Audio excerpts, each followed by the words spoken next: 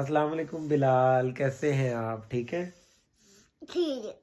अच्छा, आपने सहरी कर ली है? आ, क्या खाया आपने रोजे में, सहरी में? रोटी और सालन। रोटी और सालन खाया आपने? सह, सहरी के बाद क्या खाना चाहिए, क्या करना चाहिए? बात नहीं कुछ नहीं करना चाहिए।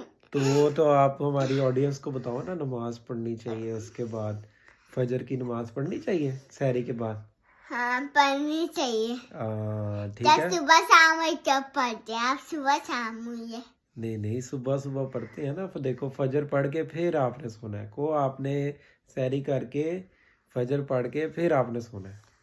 कह दो जल्दी से कह दो। फजर पढ़ते और नमाज पढ़ के फिर आपने सोने और रोजा रखते। चलो जी, ठीक है फिर, अल्लाह हाफिज। और रोजा और